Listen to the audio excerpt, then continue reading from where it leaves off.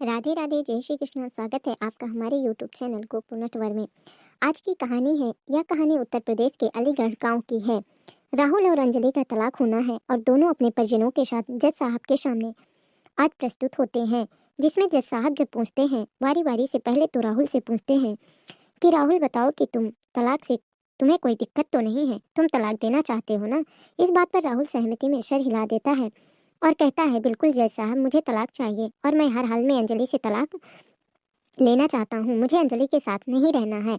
जब बात अंजलि की आती है तो जज साहब अंजलि से पूछते हैं कि अंजलि, आपको क्या करना है, आपको इस तलाक से कोई दिक्कत तो नहीं है। तो अंजलि बोलती है कि तलाक तो मैं भी देना चाहती हूँ, राहुल को तलाक देना चाहती हूँ, लेकिन उसके पहले मैं एक रात अपने पति के साथ, राहुल के साथ बिताना चाहती हूँ। मतलब यह कि एक रात में राहुल के साथ एक ही कमरे में मैं रहना चाहती हूँ।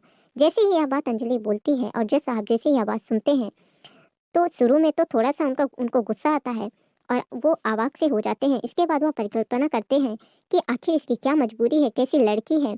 आज तक मैं अपने सर्विस पीरियड के दौरान कभी ऐसी लड़की को नहीं देखा। इन दोनों का रिश्ता खत्म होने वाला है और उसके बाद वह लड़की यह कह रही है कि मुझे अपने पति के साथ एक रूम में, एक कमरे में एक साथ रहना है। यह एक बड़ा सवाल या निशाना था और जज साहब काफी देर सोच में पड़ जाते हैं, आखिर क्या किया जाए। थोड़ा देर सोचने के बाद आखिर पति पत्नी तो हैं, अभी ऑफिशियल अलग नहीं हुए हैं, अब तक तो पति पत्नी ही हैं, तो चलो मैं सहमति दे देता हूँ। जज साहब नहीं चाहते थे कि दोनों का रिश्ता खराब हो, दोनों एक दूसरे से अलग हों। जज साहब भी चाहते थे कि रिश्ते एक हो जाएं, तो जज साहब इस वजह से वह सहमति दे देते हैं राहुल को। राहुल के साथ रहने के लिए अंजलि को इस बात पर जो अंजलि के घर वाले होते हैं थोड़ी सी नाराजगी बताते हैं और अंजलि को काफी भला बुरा बोलते हैं।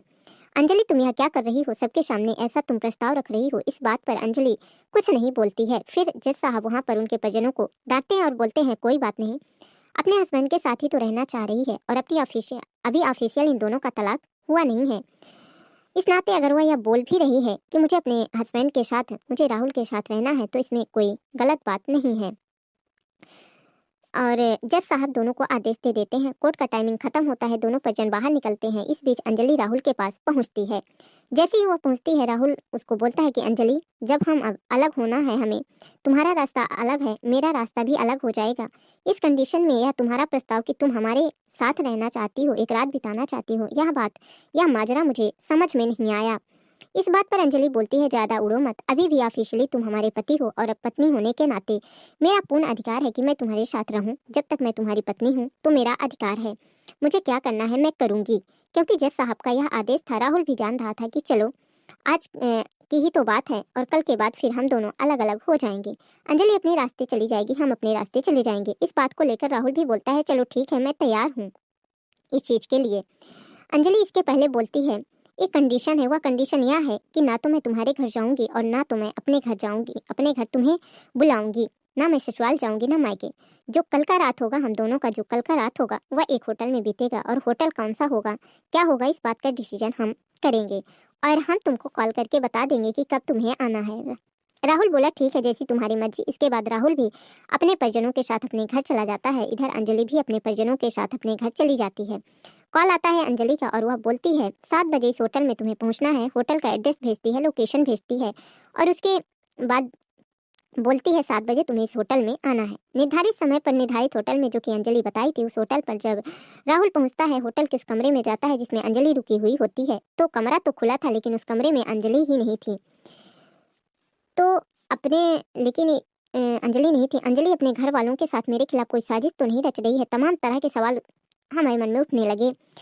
सवालों के जवाब के लिए उसके मन में उथल पुथल भी मचने लगी। जैसे ही थोड़ी देर उस रूम में वह 5 से 10 मिनट बैठता है, उसके तुरंत बाद फिर अंजलि आती है और एक दुल्हन के पोशाक में आती है, दुल्हन के नकाब में आती है, पूरी तरीके से सज धज के लाल जोड़े में पहुंचती है। ऐसे उसको देखकर ऐसा प्रतीत हो रहा था जैसे मानो कल ही उसकी शादी हुई हो। जैसे ही जब अंजलि उस रूम में पहुंचती है तो वह अपने पति राहुल को उस बेड पर बैठे हुए देखती है।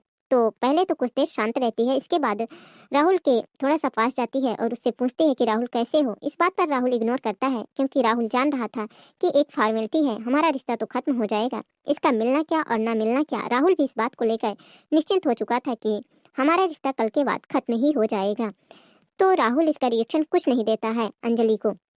अंजलि तो बहुत ज्यादा खुश है। एक आम इंसान अंजलि को देखकर कभी यह नहीं कह सकता है कि उस समय राहुल और अंजलि के बीच कोई खटपट हुआ होगा या फिर इतना भी ज्यादा स्थिति बेकार हो गई होगी कि तलाक दोनों के बीच का मामला तलाक तक पहुंच गया होगा।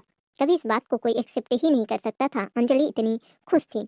आगे अंजलि और राहुल के साथ होटल में क्या होता है देखने के लिए आप इस कहानी का अगला पार्ट जरूर देखें और कमेंट करके जरूर बताएं। धन्यवाद।